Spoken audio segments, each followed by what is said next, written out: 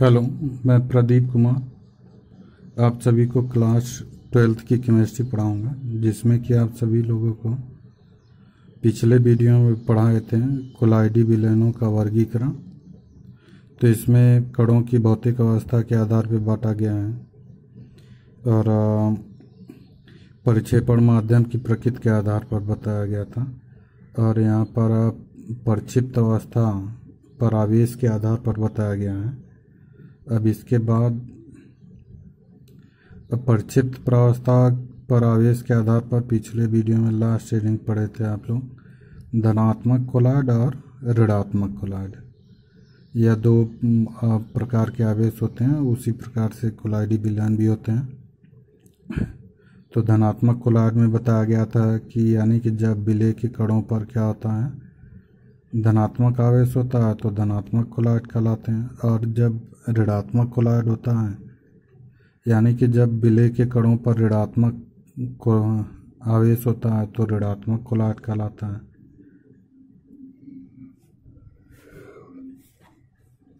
अब इसके बाद पढ़ेंगे चौथा पॉइंट होगा इसमें आकर्षण के आधार पर। आकर्षण के आधार पर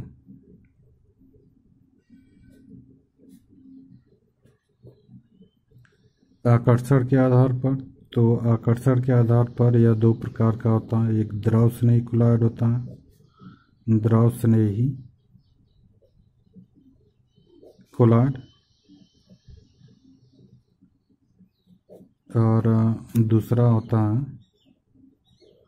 द्रव विरोधी कोलॉइड, द्रव विरोधी कोलॉइड। तो एक द्रव स्नेही कोलॉइड होता है और दूसरा होता है द्रव विरोधी कोलॉइड। अब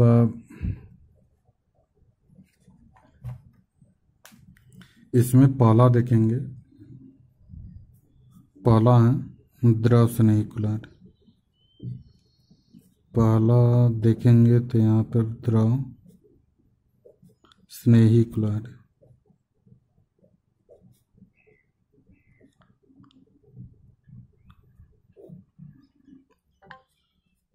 द्रव स्नेही कोलॉइड को द्रव रागी कोलॉइड भी कहते हैं, द्रव रागी कोलॉइड।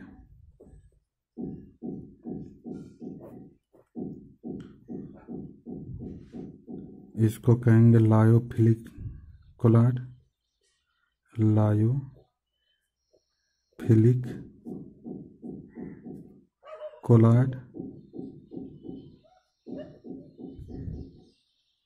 और हाइड्रोफोबिक हाइड्रोफिलिक कोलॉइड।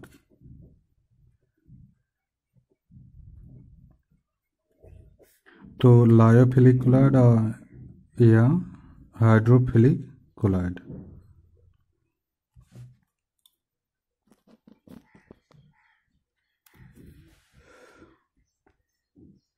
गर्मी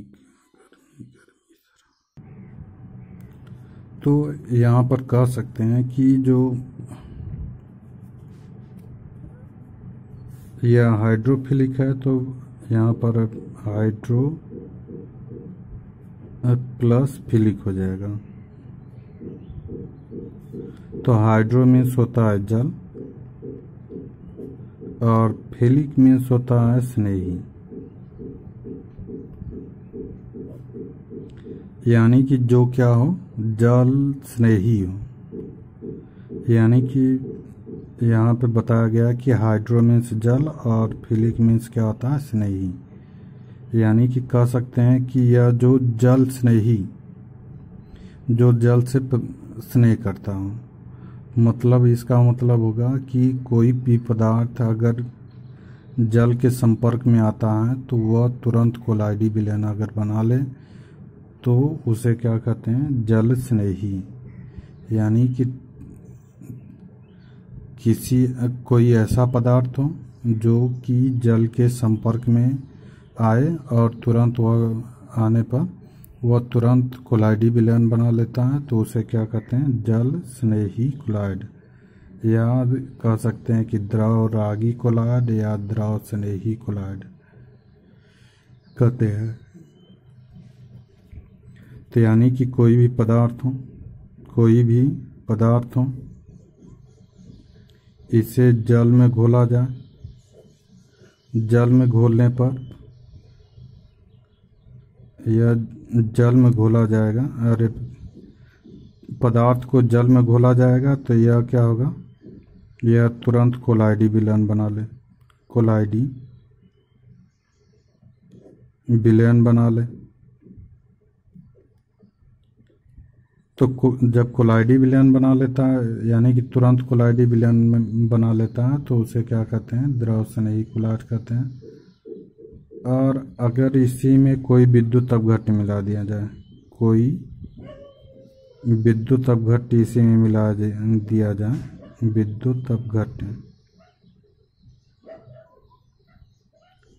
कोई विद्युत अपघट्य मिला दिया जाए, तो यह जो कोलाइडी विलयन हो यह अवक्षेपित नहीं हो पाता, अवक्षेपित नहीं हो पाता। यानी कि इसका गुण होता है, जो कोलाइडी विलयन अगर बनेगा तो यह क्या होगा, द्रव स्नेही कोलाइड होगा। इसी कोलाइडी विलयन को द्रव स्नेही कोलाइड कहते हैं।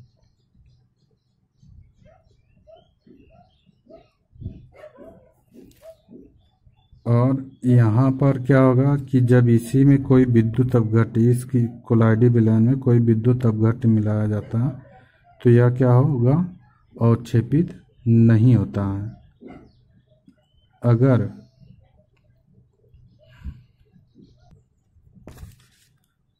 तो यहाँ पर कोई विद्युत अपघट्य, अगर कोई भी विद्युत अपघट्य अगर मिला दिया जाता है तो यह अवक्षेपित नहीं हो पाता। लेकिन अगर किसी तरह से अवक्षेपित हो जाए, या किसी तरह से क्या हो, अवक्षेपित हो जाता है, अवक्षेप बना लेता है, तो इस अवक्षेप को तुरंत या कोलाइडी विलयन में परिवर्तित कर सकते हैं। यानी कि यहाँ पर कह सकते हैं कि जब किसी पदार्थ को जल में घोला जाता है तो यह पदार्थ के संपर्क में आने पर तुरंत यह कोलाइडी विलयन बना लेता है। तो इस कोलाइडी विलयन को क्या कहते हैं, द्रव स्नेही कोलाइड कहते हैं। अब क्या होगा कि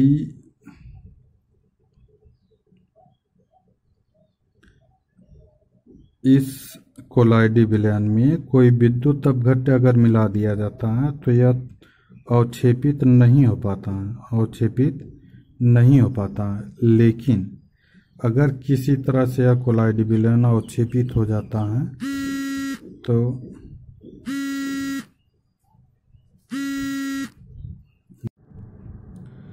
तो यहाँ पर बता सकते हैं कि जब वे पदार्थ जो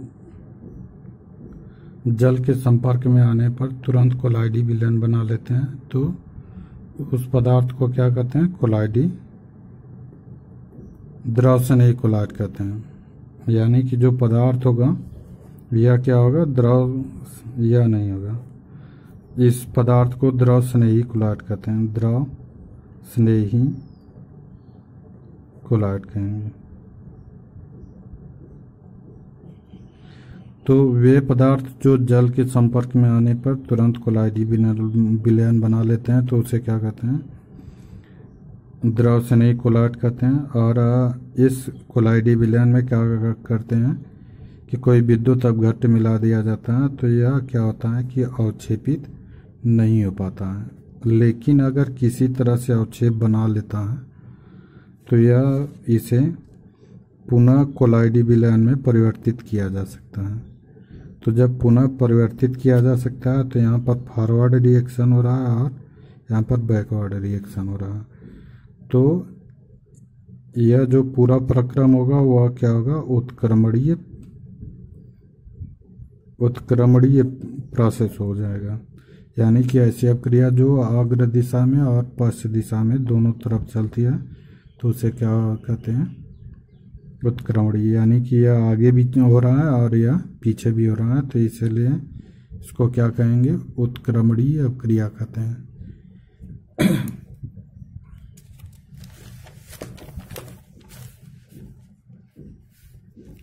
तो यहाँ पर लिख सकते हैं कि वे पदार्थ जो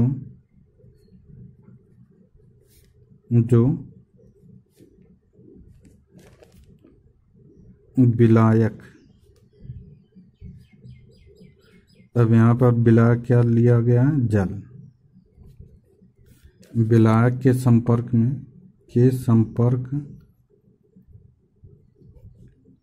में आने पर तुरंत, वे पदार्थ जो विलायक के संपर्क में आने पर तुरंत कोलाइडी विलयन बना लेते हैं। कोलाइडी विलयन बना लेते हैं,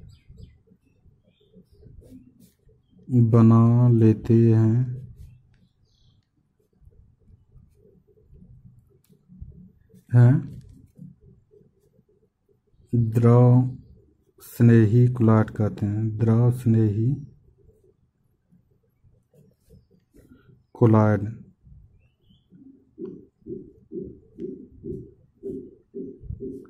कहलाते हैं।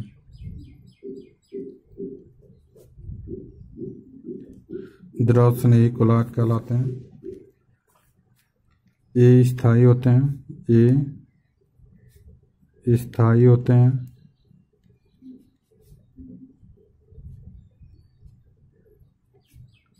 स्थायी होते हैं और विद्युत अपघट्य मिलाने पर, विद्युत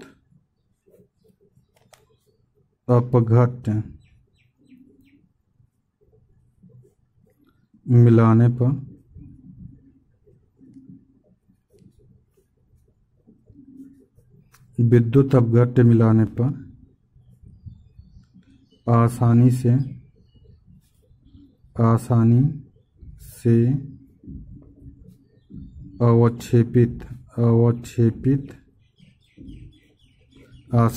अवक्षेपित नहीं हो पाते हैं,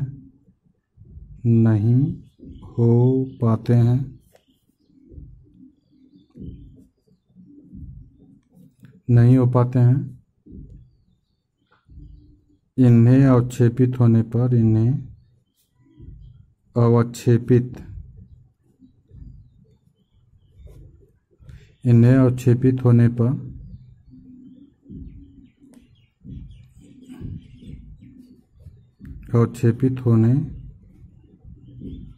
पर,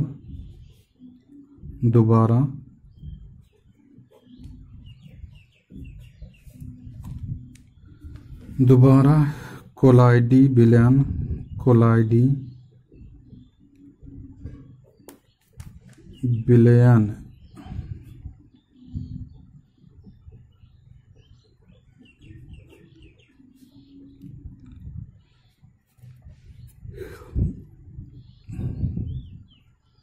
यह अवस्था कहेंगे, में लाया जा सकता है,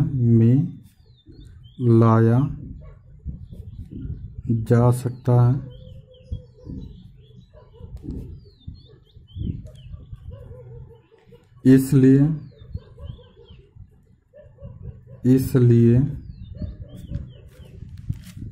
इन्हें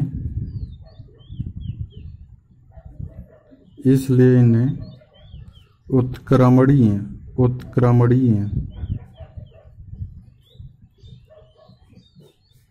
कोलाइड भी कहते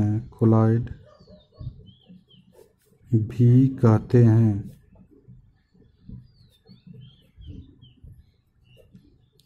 उत्क्रमणीय कोलाइड भी कहते हैं, जैसे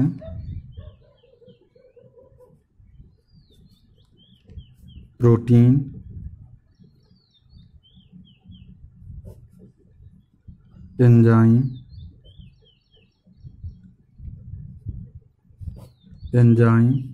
स्टार्च,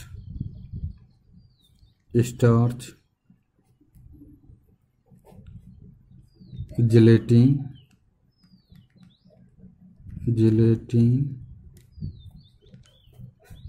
गोंद, रबर आदि।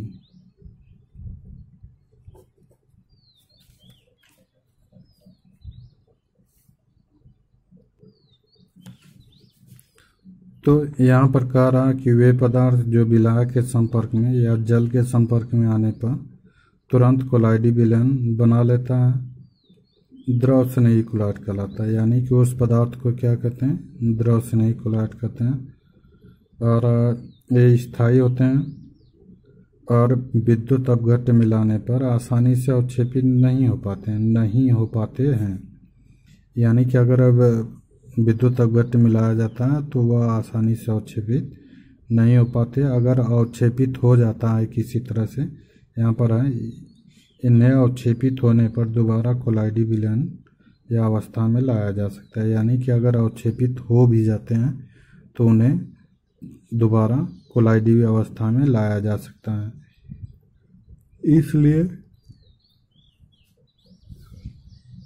इसलिए इन्हें उत्क्रमणी कोलाइड भी कहते हैं।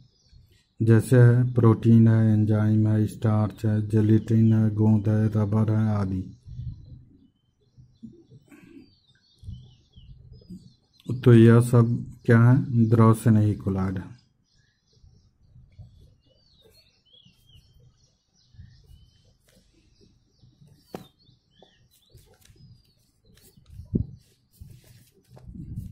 अब पढ़ेंगे इसी में दूसरा है द्रव विरोधी कोलाइड।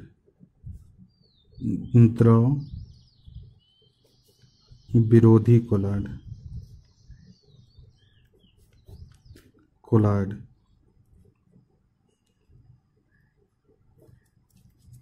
या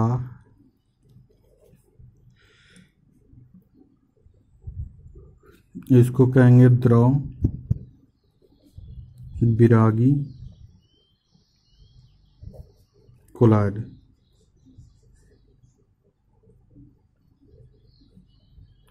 द्रव विरागी कोलाइड या इसको कहेंगे लायोफोबिक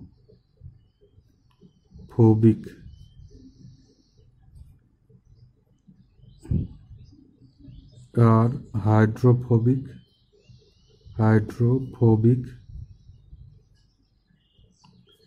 कोलाइड।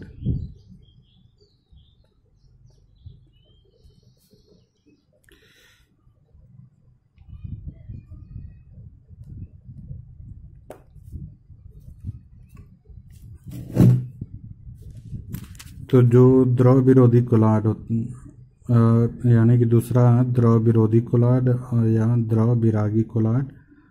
अब यहाँ पर अगर हिंदी के शब्द से देखेंगे तो द्रव विरोधी यानी कि जो द्रव का विरोध करता हूँ। सीधी सी बात है कि ऐसा पदार्थ हो जो द्रव का क्या करता हो, विरोध करता हो। मतलब कि जो द्रव के संपर्क में आने पर वह कोलाइडी विलयन नहीं बना पाता है या घुलता नहीं है, तो उसे क्या कहते हैं, द्रव विरोधी कोलाइड कहते हैं। या द्रव विरागी कोलाइड। तो द्रव विरागी मतलब जो द्रव का विरोध करता हूँ, या यहाँ पर कहेंगे हाइड्रो प्लस फोबिक। यानी कि फोबिक मीन्स विरोध होता है, विरोध और यह क्या होगा, हाइड्रो मीन्स क्या होता है, जल होता है। तो यानी कि जो जल का विरोध करता है तो उसे क्या कहते हैं, हाइड्रोफोबिक कोलाइड कहते हैं या द्रव विरागी कोलाइड।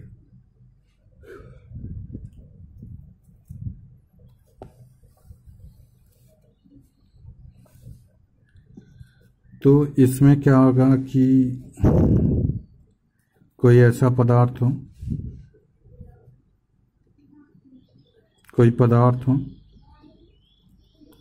वह जल के संपर्क में आने पर जल के संपर्क में आने पर कोलाइडी विलयन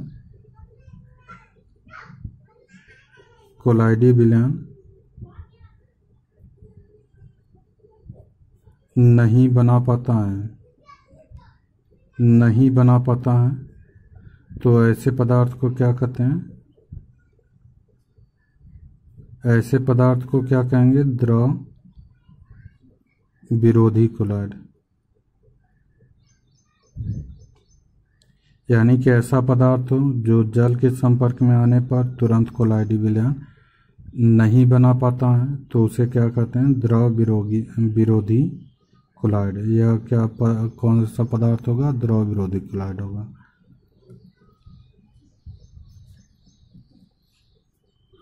और इसी में अगर कोई विद्युत अपघट्य मिला दिया जाए, इस कोलाइडी विलयन में कोई विद्युत अपघट्य मिला दिया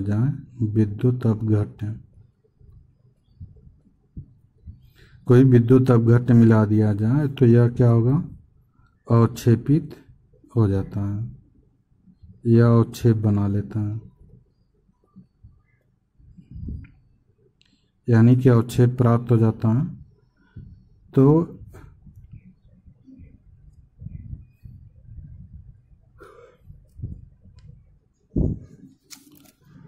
तो यहाँ पर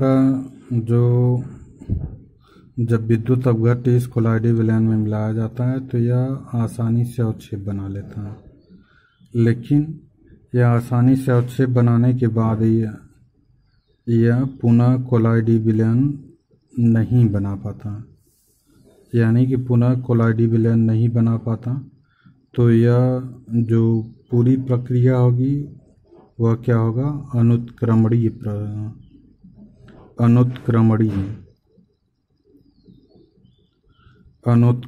प्रक्रम में चला जाएगा। यानी कि जब अवक्षेप से पुनः कोलाइडी विलयन में आ जाता है तो वह क्या होगा? उत्क्रमणीय होगा। लेकिन यह केवल अवक्षेप बना लेता है, पुनः कोलाइडी विलयन नहीं बना पाता, तो इसे कहते हैं अनुत्क्रमणीय प्रक्रम कहते हैं। अनुत्क्रमणीय प्रक्रम मतलब कि ऐसी अपक्रिया हो जो केवल एक ही दिशा में होती है, या फॉरवर्ड या बैकवर्ड, केवल फॉरवर्ड दिशा में होती है, तो उसे क्या कहते हैं? अनुत्क्रमणीय प्रक्रम। तो यहाँ पर लिख सकते हैं कि वे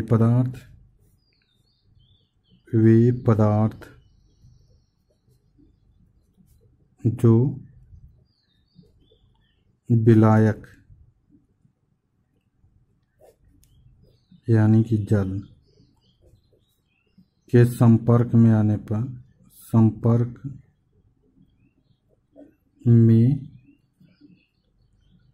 आने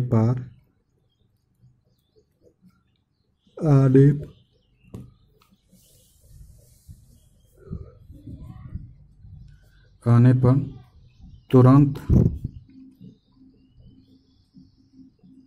तुरंत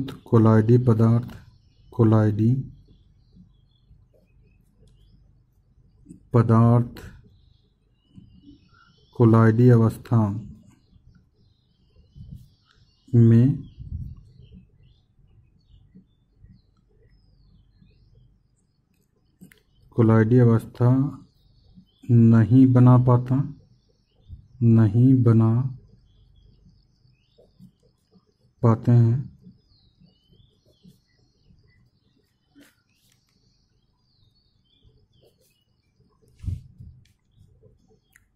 द्रव विरोधी कोलाइड कहलाते हैं।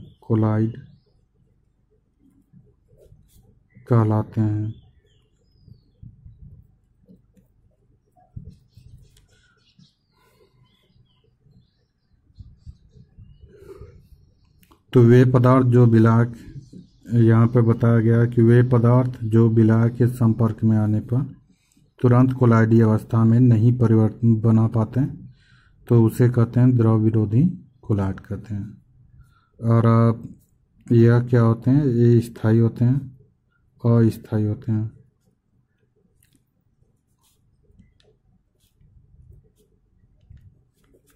ये अस्थायी होते हैं।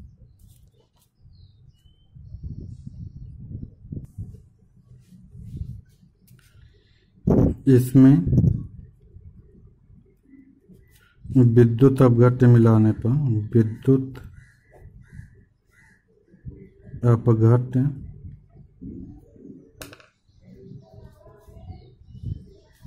विद्युत अपघट्य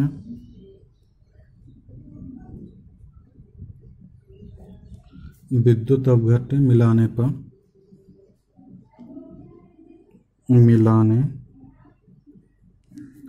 पर आसानी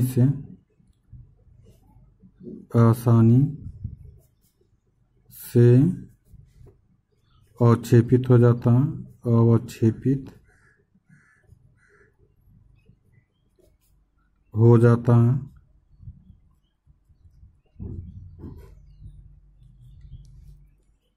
इन्हें अवक्षेपित होने पर अवक्षेपित होने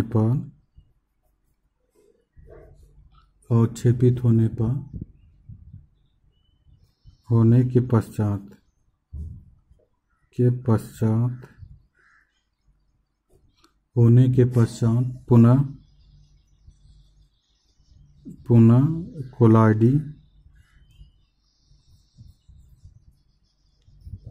पुनः कोलाइडी अवस्था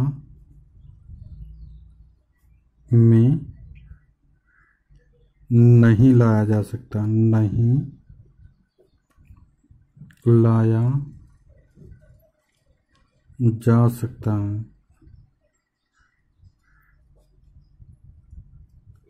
नहीं लाया जा सकता है। अतः इन्हें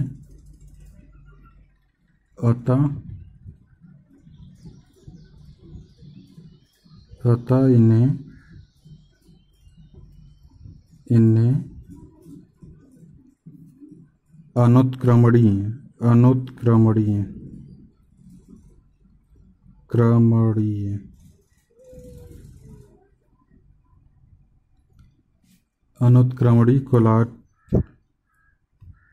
कोलाइड कहते हैं।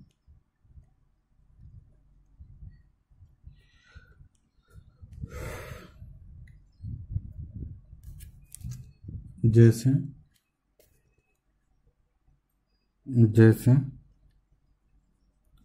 धातु सल्फाइड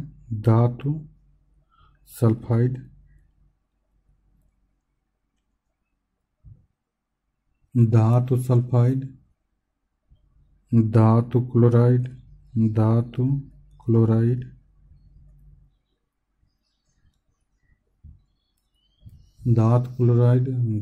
हाइड्रोक्साइड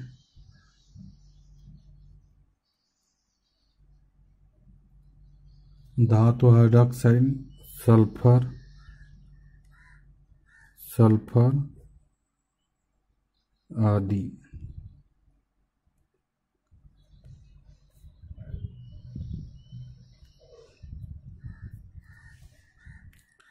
तो यहाँ पर कह सकते हैं कि वे पदार्थ जो विलायक के संपर्क में आने पर तुरंत कोलाइडी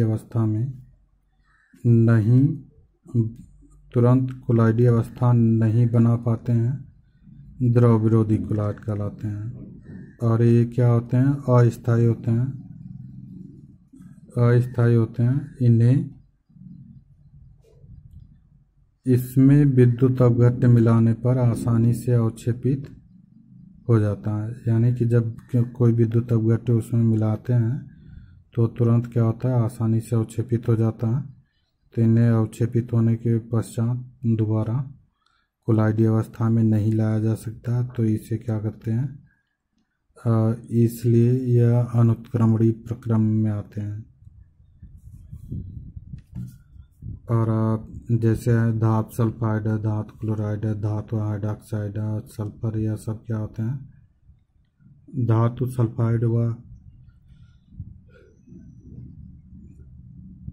ऋणात्मक कोलॉइड होता है।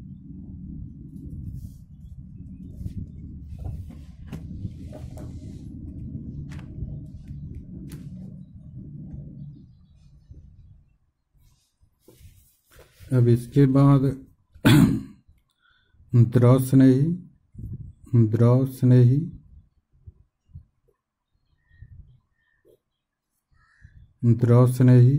व द्रव विरोधी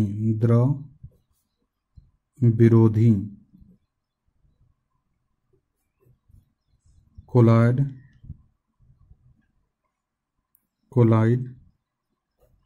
में अंतर।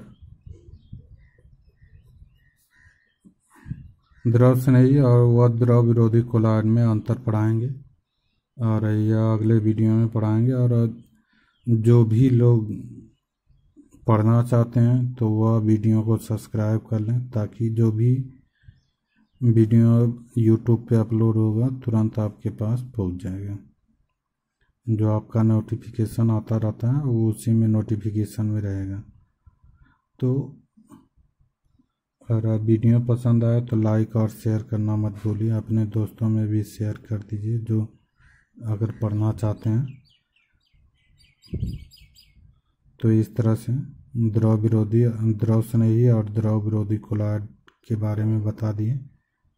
अब द्रव स्नेही व द्रव विरोधी कोलॉइड में क्या होगा अंतर बताएंगे, वह भी अगले वीडियो।